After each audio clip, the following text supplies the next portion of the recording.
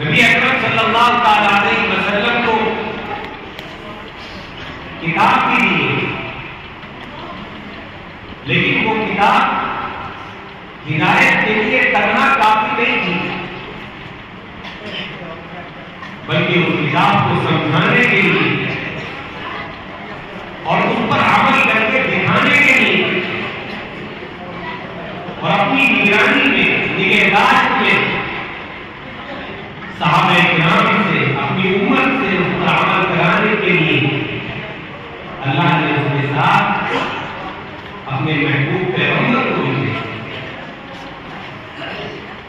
نبی اکرم صلی اللہ تعالی علیہ وسلم تشریف لائے، 40 سال تک آپ اسی ماحول کے اندر رہے جو دنیا کا بدترین ماحول تھا، غلیظ ترین ماحول تھا، نجس ترین ماحول تھا، جس سے زیادہ گندا کوئی اور معاشرہ کوئی اور سماج نہیں ہو سکتا ہے۔ اسی میں آپ کا بچپن گزرا، اسی میں آپ کی جوانی گزری۔ ابھی دین نہیں آیا ہے، کوئی آسمانی ہدایت آپ کے پاس نہیں آئی، لیکن اللہ نے نبی کریم صلی اللہ تعالی علیہ وسلم کو عقل سلیم عطا فرمائی، اعلیٰ درجے کی سمجھ بوجھ عطا فرمائی، فطرت سلیمہ عطا فرمائی تھی، آپ کو صحیح سالم مزاج عطا فرمایا تھا، اور اسی کی برکت سے نبی کریم علیہ السلام نے ماحول کی تمام گندگیوں کے باوجود اپنا بچپن بھی پاکیزگی کے ساتھ گزارا، اپنی جوانی بھی پاکیزگی کے ساتھ گزارا۔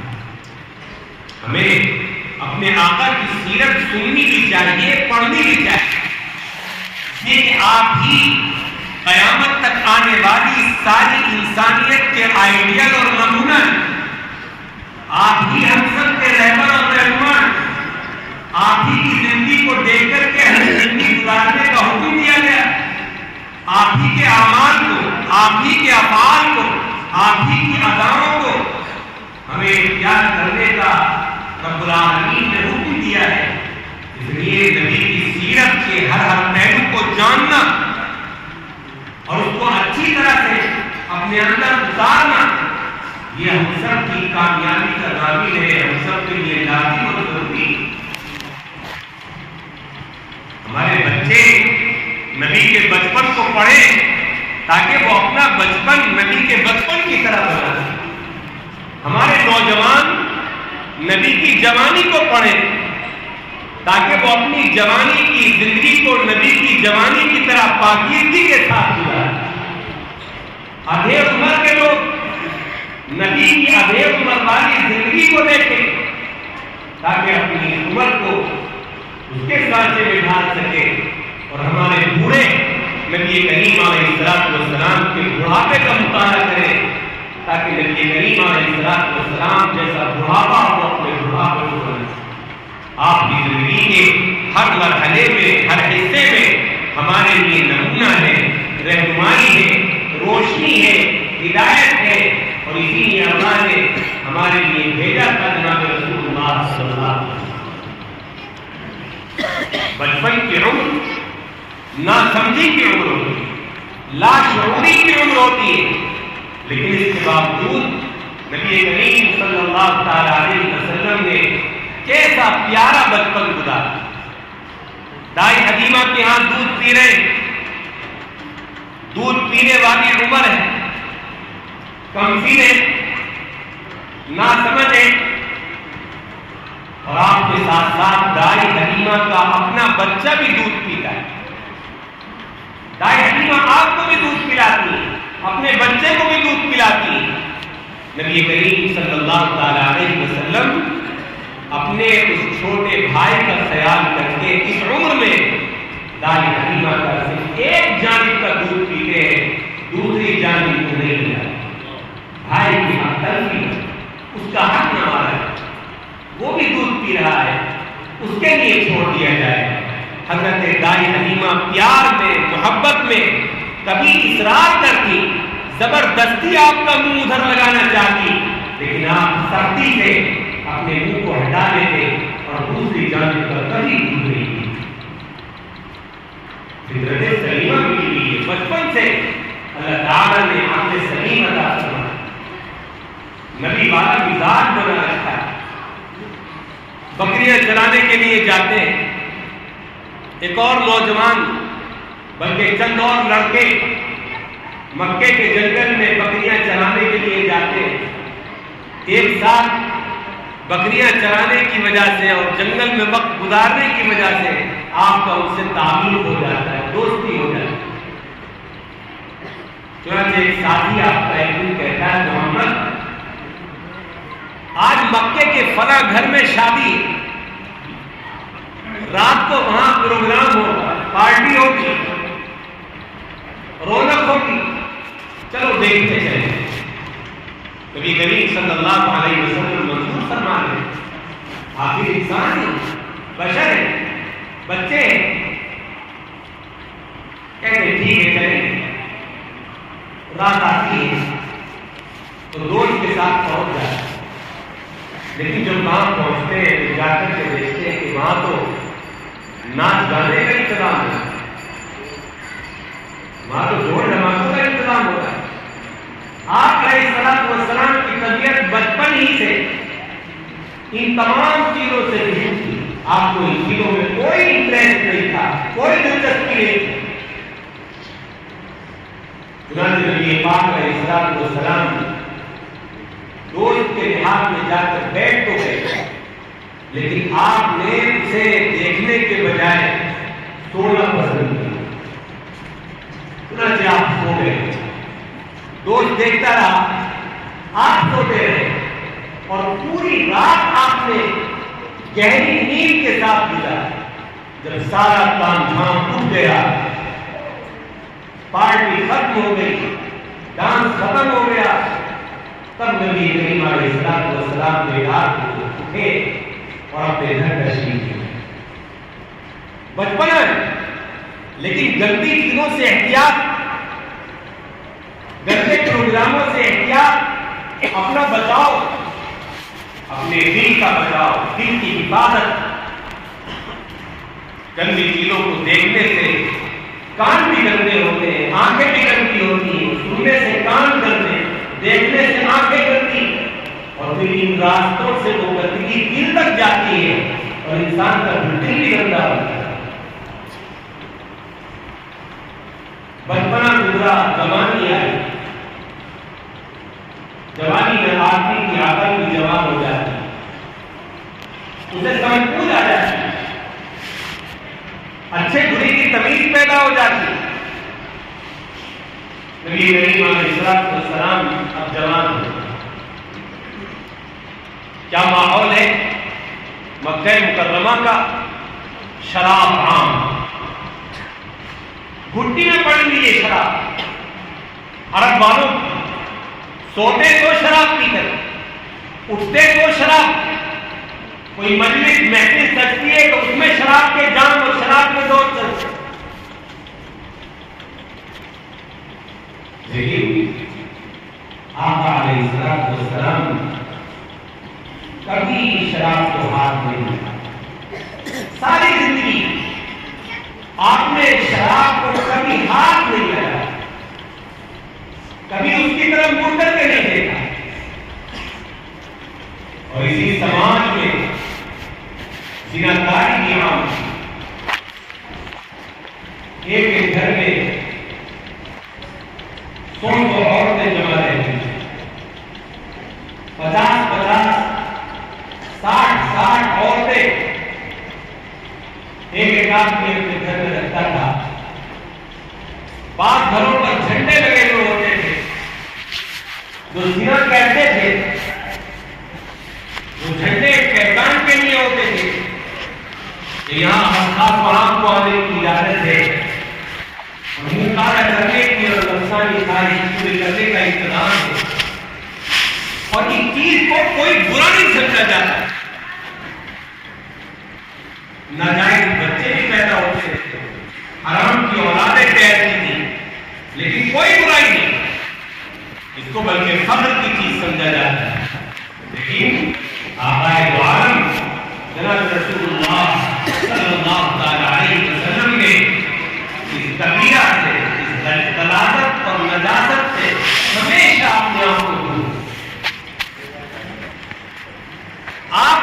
کے قریب نہیں پھینکتے،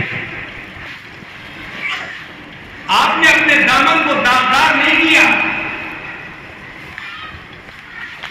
اگر ذرا سا بھی آپ اس کی طرف مائل ہوتے تو جب سارا مکہ آپ کا دشمن ہوا تھا تو سب سے پہلے مکے والے آپ کے کریکٹر کے اوپر انگلی اٹھائے، آپ کے دامن کو داغدار کرتے، آپ کے کردار پر تہمت لگاتے. لیکن آپ کی جوانی ان کی نگاہوں کے سامنے پاکیزہ گزری تھی. وہ جانتے تھے کہ محمد ہر طرح سے پاک صاف تھے، کبھی کسی غلطی کے لیے قریب ہی نہیں گئے. اس لیے آپ کو جادوگر تو کہا، ساحر تو بتلایا، لیکن کبھی کسی گندگی کا الزام اور تہمت مکے والوں نے آپ سے ضرور کرنی. اس لیے کہ جوانی نبی کریم علیہ السلام کی انتہائی طاہر و مطہر اور پاکیزہ جوانی تھی. حالانکہ جوانی کی طاقت، جوانی کے جذبات آپ کے اندر دوسرے انسانوں سے کہیں زیادہ ہے. اللہ نے آپ کو اتنی طاقت عطا فرمائی تھی کہ جس کا تصور بات حدیث پاک میں آتا ہے کہ اللہ نے آپ کو 100 جنتیوں کی طاقت عطا کی. 100 جنتی مردوں کی طاقت اللہ نے آپ کو دی تھی، اور ایک جنتی مرد کے اندر دنیا کے 40 مردوں کی طاقت پائی جائے. اگر اس حساب کو جوڑے تو تقریباً 4000 مردوں کی طاقت نبی اکرم صلی اللہ علیہ وسلم کی اکیلی طاقت. آپ کی جوانی کے اندر طاقت، قوت، جذبات، اس طاقت کے حساب سے دیکھیے، لیکن اس کے باوجود اپنے کریکٹر کی حفاظت، اپنے کردار کا تحفظ، اپنے نفس پر کنٹرول.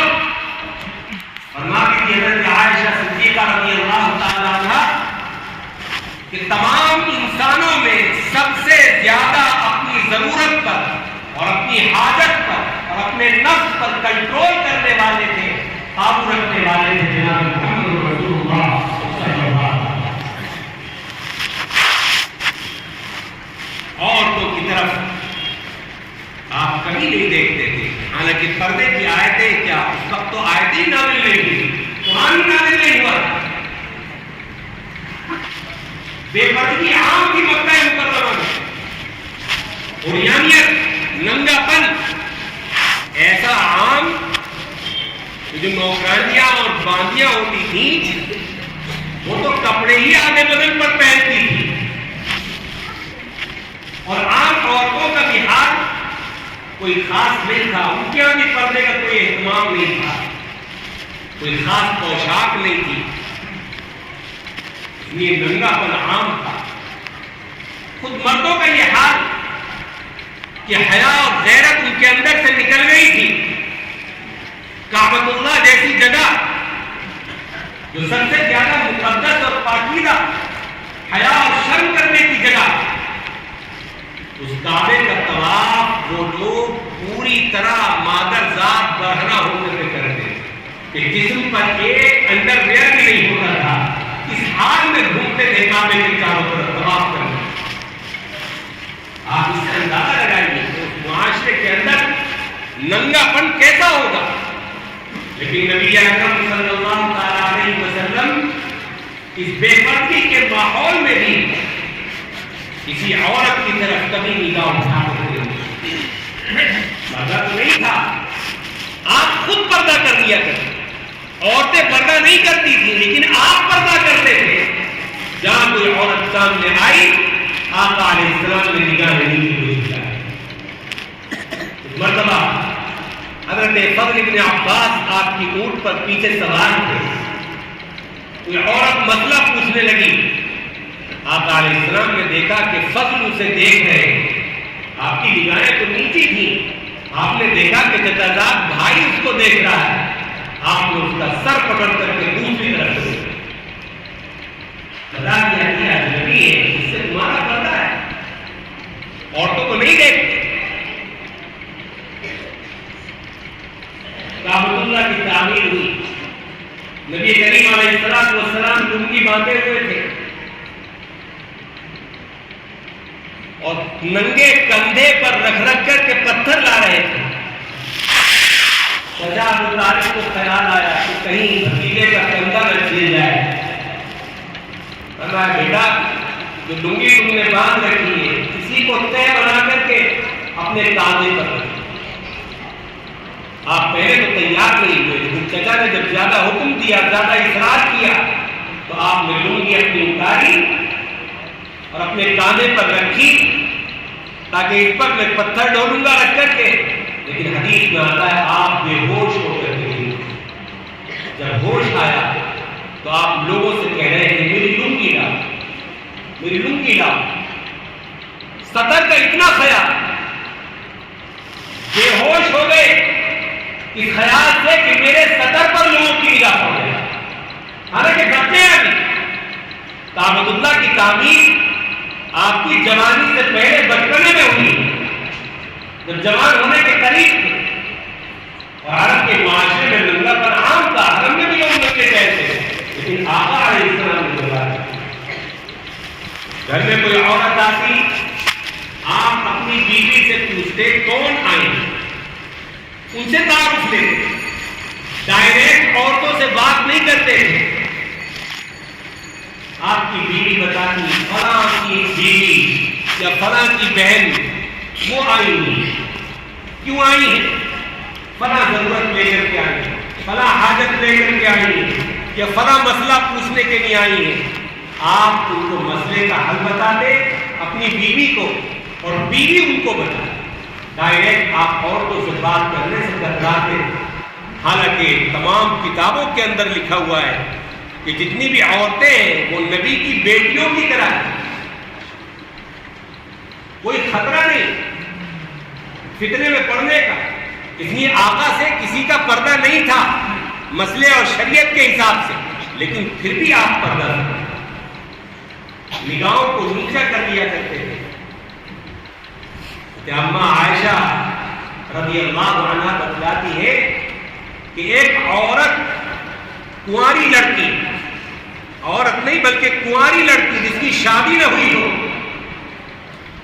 وہ جتنی شرمیلی ہوتی ہے اور اس کے اندر جتنی شرم و حیا ہوتی ہے اس شریف کنواری لڑکی کی حیا سے زیادہ شرم اور حیا پائی جاتی تھی جناب رسول اللہ صلی اللہ علیہ وسلم. ایسی شرم و حیا کے ساتھ آپ زندگی گزارتے. آج کل تو شرم و حیا رخصت ہوتی جاتی ہے. بچیوں کے اندر بھی وہ شرم و حیا ہوتی ہے. اب تو یہ سب چیزیں پرانی ہوتی جا رہی ہیں اس کا کہانی ہوتی جا رہی ہے. لیکن ایک زمانہ تھا ہمارے بڑے بوڑھے جانتے ہیں کہ ایک زمانہ تھا جس میں عورتوں میں بھی حیا ہوتی تھی مردوں میں بھی حیا. کوئی نوجوان اپنی شادی کی اپنی زبان سے بات نہیں کر سکتا تھا اتنا شرماتا تھا. عمر نکل جاتی تھی شادی کی لیکن زبان سے کہنے سے شرماتا تھا میں کیسے کہوں. اور شادی ہو جاتی تھی چوروں کی طرح اپنی بیوی کے پاس جاتا تھا رات کو چھپ چھپ کر کے چھتیں کود کود کر کے کوئی دیکھ نہ لے بیوی کے پاس جاتا. اتنی شرم بیوی چاہے دنیا سے پردہ نہ کرے اپنے شوہر سے شرماتی تھی گھونگھٹ کاٹ کر کے اس کے آگے آتی. لیکن تو یہ سب چیزیں جس طرح کہانی بن گئی نوجوانوں میں مردوں میں یہ حیا ہے یا لڑکیوں میں یہ ہے. اب تو بہت سے نوجوان ساری اپنی سیٹنگ ویٹنگ کر کے ماں باپ کو بتا رہے ہیں کہ ہمارا تو سمجھ گیا وہ کہہ رہے نہیں کرنا ہے وہاں کہ نہیں وہی کرنا ہے. انہوں نے شادی نہیں کرنا. یہ کوئی شرم اور حیا کی چیز ہے. اب تو یہ بھی سمجھنا مشکل ہو رہا ہے.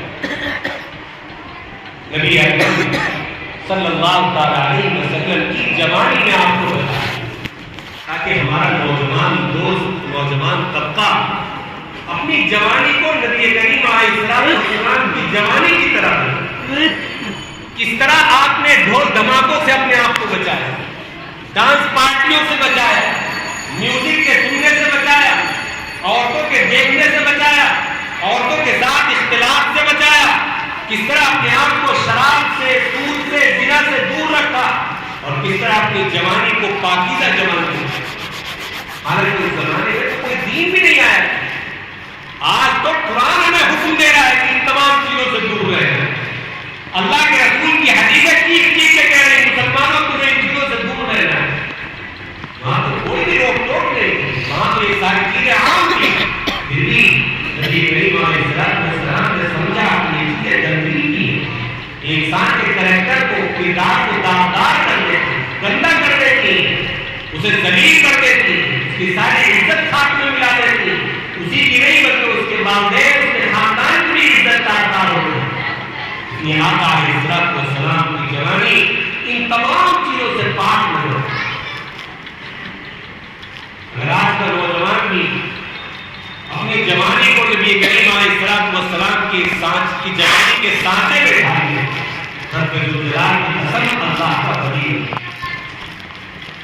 جوانی میں ولایت مل جائے، وہ مرتبہ جو بڑھاپوں میں جا کر ملتا ہے بڑی بڑی عبادتوں اور ریاضتوں کے بعد، اگر اپنی نگاہوں پر، اپنی شرمگاہوں پر، اپنی خواہشات پر اگر اس طرح کنٹرول کر لے جس طرح نبی علیہ السلام نے کیا، تو جوانی کے اس رتبے کو اور مرتبے کو پہنچ جائے گا جس پر نبی پہنچا۔ کیا کرتے تھے نبی کریم علیہ السلام؟ آپ خالی رہنے کو برا جانتے ہیں، جیسے ہی جوان ہوئے آپ نے ادھر ادھر کھڑے ہو کر کے مجلسوں اور محفلوں میں بیٹھ کر کے، گلی کوچوں اور چوراہوں پر کھڑے ہو کر کے، دوستوں کی ٹیمیں بنا کر کے آپ نے اس طرح لایانی اور سکون وقت نہیں گزارا۔ جوان ہوئے گھر کی ذمہ داری کو محسوس کیا اور فوراً تجارت کی طرف توجہ کرنا، حالانکہ آپ کے اوپر کمانے کی کوئی ذمہ داری نہیں تھی، آپ کے کوئی بہن بھائی نہیں تھے، والدہ بھی فوت ہو چکی تھی، آپ اپنے چچا کی کفالت میں تھے۔ ایک بندے کو کھلانا چچا کے لیے کوئی مشکل کام نہیں تھا، اگر آپ کچھ کام نہ بھی کرتے، ٹھالی اور خالی رہتے، پھر بھی کوئی بات نہ تھی، لیکن نہیں، آپ کو امت کو بتانا تھا، امت کے نوجوانوں کو بتانا تھا، دیکھو یہ جوانی بڑی قیمتی ہے اور اس جوانی کو ذمہ داری کے ساتھ گزارنا چاہیے۔ یہ جوانی اللہ نے اس لیے نہیں دی ہے کہ ہم لایانی اور فضول باتوں میں اور فضول کاموں میں اور لہو و لعب اور کھیل کود میں خالی اور خالی رہ کر کے گزاریں۔ آقا علیہ السلام نے اپنے چچا ابو طالب کے ساتھ تجارت کا سفر کیا، بزنس کے لیے سفر کیا، سیریا ملک شام کا سفر۔ ابھی جوانی کی ابتدا ہے، لیکن بزنس کا تجربہ حاصل کرنے کے لیے تاکہ اس کی شدت پیدا ہو جائے، تجارت کے اصول معلوم ہو جائے، ابو طالب اپنے ساتھ لے جاتے ہیں بھتیجے کو ملک شام کے سفر پر، لیکن وہاں واقعہ کوئی دوسرا پیش آ جاتا ہے۔ ملک شام کے اندر عیسائی اور یہودیوں کی آبادی تھی، جگہ جگہ گرجا گھر تھے، جنگلوں میں بھی گرجے بنے ہوئے تھے۔ قافلہ ایک جگہ جا کر کے ٹھہرا گرجا گھر کے پاس، وہاں کا جو راہب تھا، پادری تھا، وہ نکل کر کے آیا، اس کا نام تھا بحیرہ۔ نبی کریم علیہ السلام پر جب اس کی نگاہ پڑی تو وہ حیران رہا، اس نے بہت غور سے آپ کا چہرہ دیکھا اور اس کے بعد قافلے والوں سے کہا کہ کل کو تمہاری دعوت ہے، میری قبول کر کی دعوت۔ دوسرا دن آیا، سب لوگ جمع ہو گئے، کھانا لگ گیا۔ اس پادری نے پوچھا سارے ساتھی آ گئے؟ کہاں سب آ گئے۔ اس نے کہا مگر ایک نوجوان تو نظر نہیں آ رہا جو کل میں نے دیکھا تھا، بڑا حسین و جمیل اور خوبصورت تھا۔ لوگوں نے بتایا کہ ہاں وہ اونٹ چرانے کے لیے جنگل گئے۔ اس پادری نے کہا کہ میں نے انہی کی وجہ سے تو دعوت کی ہے، بلائیے ان کو۔ نبی کریم علیہ السلام کو بلایا چچا نے، اس نے پوچھا کیا ان کا کوئی رشتہ دار، ان کا کوئی سرپرست قافلے میں موجود ہے؟ بتایا گیا کہ اس قافلے کے جو امیر ہیں ابو طالب، یہی اس کے چچا ہے، اس بچے کے چچا ہے۔ اس نے حضرت ابو طالب سے پوچھا کہ آپ کے بھتیجے کی آنکھوں میں جو یہ لال لال ڈورے ہیں، لائنیں ہیں، یہ پیدائشی ہے، مستقل ہے، یا ابھی سفر کی تھکان کی وجہ سے سفر میں پیدا ہو گئی؟ ابو طالب نے کہا کہ یہ تو پیدائشی ہے، اس کو بچپن ہی سے۔ تو اس نے کہا کیا آپ مجھے اجازت دیتے ہیں کہ میں اس کا کرتا اٹھا کر کے اس کی کمر دیکھ لوں؟ کہا دیکھ لیجیے۔ وہ آقا کے پیچھے گیا، کرتا اٹھایا، دونوں شانوں کے کانوں کے بیچ میں اسے مہر نبوت نظر آئی۔ اللہ نے ہمارے آقا کے جسم پر گول بہت سارے تلوں کا ایک گولا بنا دیا تھا جو نبوت کی نشانی تھی، جو دنیا کے کسی انسان کی کمر پر آج تک اللہ نے پیدا نہیں کی۔ بہت سارے تل تھے، گولائی، جیسے چکور کا انڈا ہوتا ہے اسی کے برابر حدیث میں آتا ہے، چکور کے انڈے کی طرح وہ ایک انڈا نما ایک گولا بنا ہوا تھا۔ اس نے مہر نبوت دیکھی، بیٹھ گیا اور کہنے لگا اے ابو طالب، ہم نے پچھلی آسمانی کتابوں میں آخری نبی کی جو نشانیاں پڑھی ہیں وہ آپ کے بھتیجے میں ساری کی ساری موجود ہیں۔ اس لیے بالیقین یہ اس امت کے آخری پیغمبر بننے والے ہیں۔ میرا مشورہ یہ ہے کہ آپ ان کو آگے مت لے کر کے جائیں، اس لیے کہ آگے یہودیوں کی آبادی ہے، وہ مجھ سے جلدی ان کو پہچان لیں اور حسد میں انہیں قتل کرنے کی کوشش کریں گے۔ بہتر یہ کہ آپ ان کو یہیں سے لے کر کے واپس آئیں۔ ابو طالب حالت کفر میں تھے لیکن بھتیجے سے بڑا پیار کرتے تھے، وہ بھتیجے کے لیے کوئی خطرہ مول نہیں لے سکتے تھے، اس لیے انہوں نے فیصلہ کیا کہ ٹھیک ہے ہم یہیں سے واپس ہوئے۔ یہ پہلا تجارتی سفر تھا جو مکمل نہیں ہو سکا اور حضرت ابو طالب آپ صلی اللہ علیہ وسلم کو وہیں سے لے کر کے واپس آئے۔ لیکن آپ نے سفر نہیں چھوڑا۔ مکے کی ایک بہت دولت مند خاتون تھی حضرت خدیجہ الکبریٰ، متمول گھرانے کی تھی، مالدار تھی۔ آپ پھر ان کا مال لے کر کے تجارت کے لیے انہوں نے اپنے غلام میسرہ کو آپ کے ساتھ بھیج دیا۔ سفر سے واپس آئے تو پوچھا میسرہ سے، اپنے غلام سے، کہ اس نوجوان کو کیسا پایا؟ اس نے بڑی تعریفیں کی، آپ کے معجزات بتائے۔ اس نے بتایا کہ ہم جب مکے سے نکلے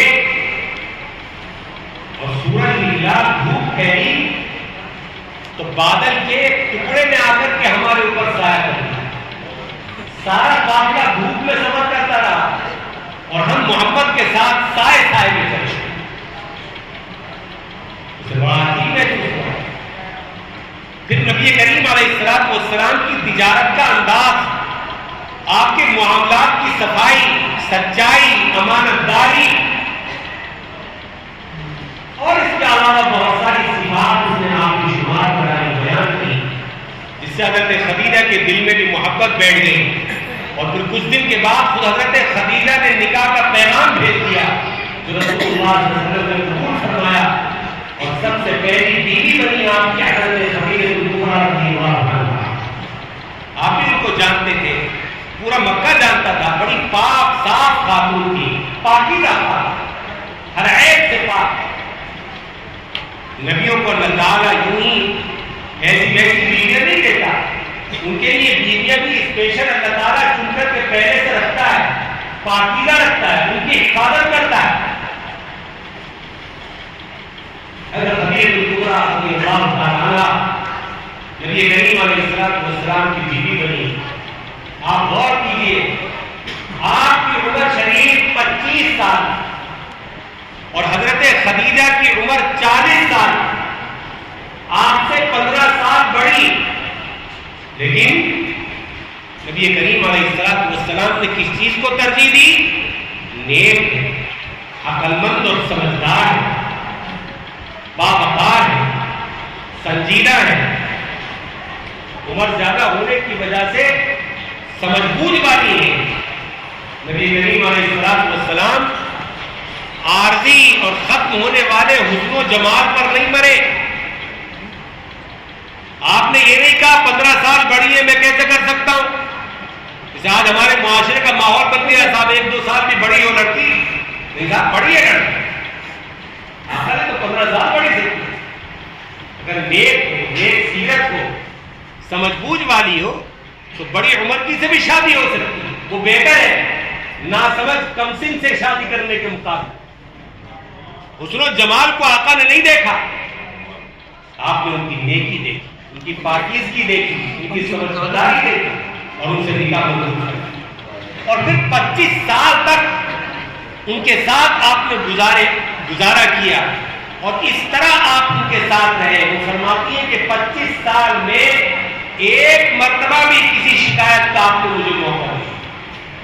ایسے پیار محبت کے ساتھ آپ نے اپنی بیوی کے ساتھ دن گزارے، دن بسر، اس لیے کہ آپ کا مقصد صرف اپنی شہوتوں کو پورا کرنا نہیں تھا، دنیا میں آنے کا مقصد عیش و عشرت یا گلچھنے اڑانا نہیں تھا۔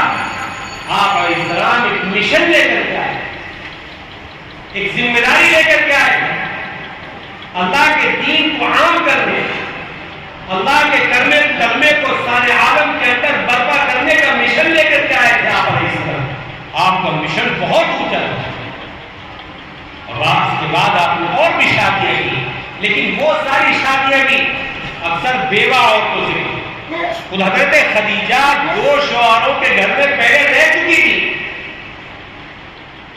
2 شوہروں کے گھر میں رہ چکی تھی حضرت خدیجہ، پھر بھی آپ نے ان سے شادی 40 سال کی اور 2 شوہروں کی بیوہ، لیکن پھر بھی آپ نے منظور فرمائی، اس لیے کہ آپ کو یہ چیزیں منظوری نہیں تھی۔ نہ حسن و جمال آپ کا مقصود تھا، نہ عیش و عشرت مقصود تھا، نہ شہوت پورا کرنا مقصود تھا۔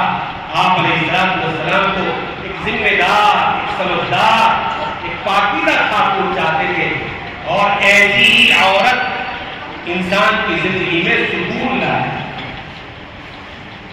بیوی جتنی نیک ہوگی اتنا ہی زندگی کے اندر سکون پیدا ہوگا، جتنی بددین ہوگی، ناسمجھ ہوگی، دین سے دور ہوگی، اتنا ہی پریشان کرنے والا۔ اس لیے نبی پاک صلی اللہ علیہ وسلم نے فرمایا الدنیا کلھا متاع وخیر متاع الدنیا المرأة الصالحہ۔ دیکھو دنیا سارا کا سارا ساز و سامان ہے اور سب سے بہترین سامان نیک بھی۔ قرآن نے فرمایا ہے ہم نے بیویوں کا سسٹم اس لیے بنایا ہے لتسکنوا الیہا، تاکہ تم اس سے سکون پاؤ۔ شادی ہونے کے بعد زندگی سکون سے بھر جائے، ساری ٹینشنیں ختم ہو جائیں، ساری فکریں دور ہو جائیں، بیوی کا سہارا ملے، زندگی کے اندر سکون پیدا ہو۔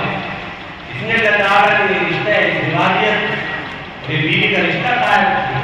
میں یہ تمام چیزیں نبی پاک علیہ السلام کے حوالے سے اس لیے بتا رہا ہوں تاکہ آپ کی جوانی کے خد و خال ہمارے سامنے، ہمارے نوجوانوں کو یہ پتا چلے کہ شادی بیاہ میں کس چیز کو دیکھنا چاہیے۔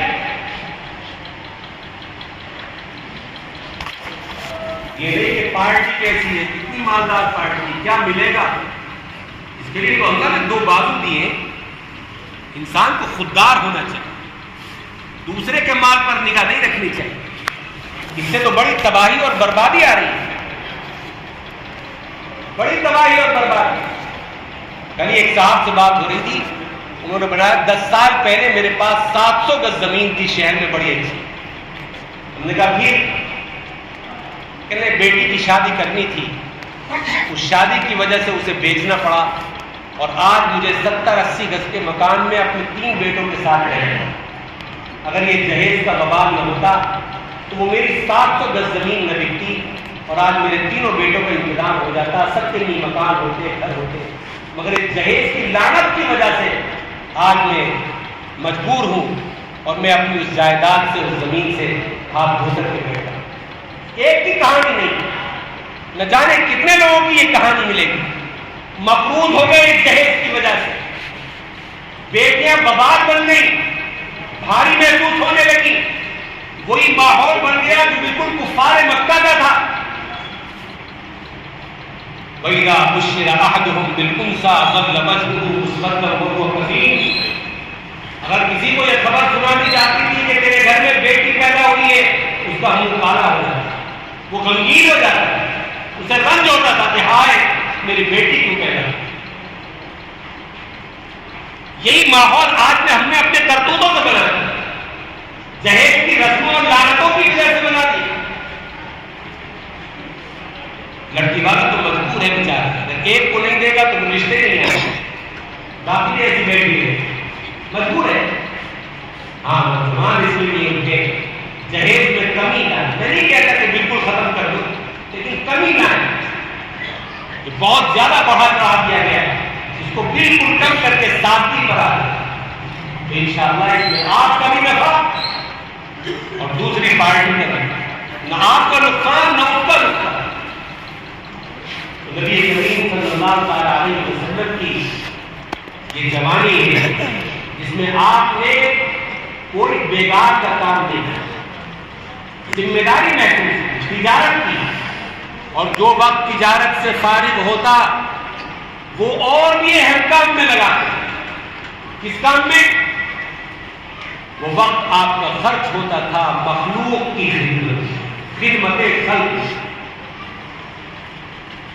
آپ تلاش کر کر کے دیکھتے ہیں، کوئی ضرورت مند ہو مل جائے مجھے اس کی ضرورت پوری کرو، کوئی حاجت مند مل جائے اس کی حاجت پوری کرا دو، کوئی بھوکا مل جائے اسے کھلا دو، کوئی پیاسا مل جائے اسے پلا دو۔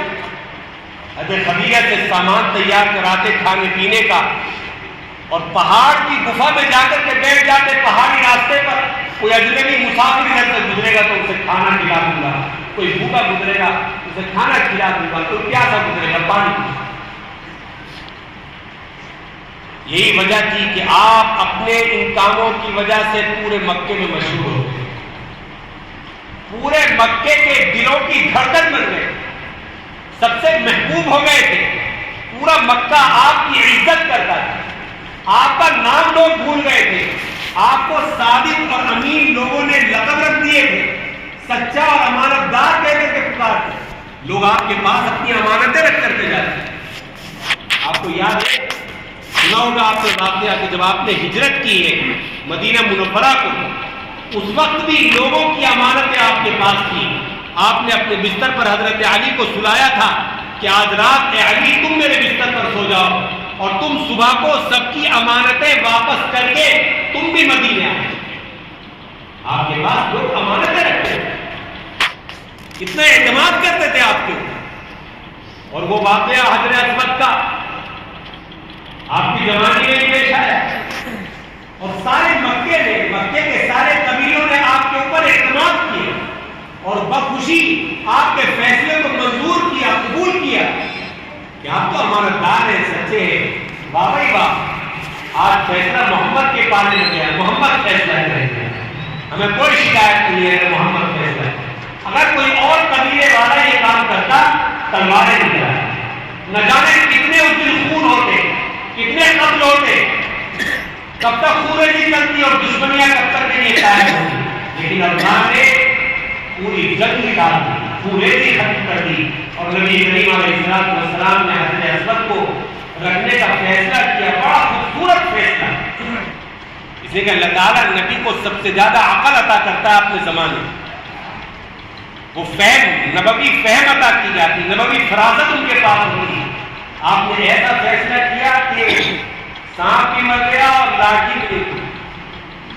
آپ نے فرمایا دیکھو ایک چادر لاؤ، اس چادر کے بیچ میں حضرت اسود کو رکھو، اور سارے قبیلے کے سردار آ جاؤ، سب اس چادر کو پکڑ کر کے اٹھاؤ، ایک ساتھ سب مل کر کے اٹھاؤ، تاکہ سب کا حصہ ہو جائے۔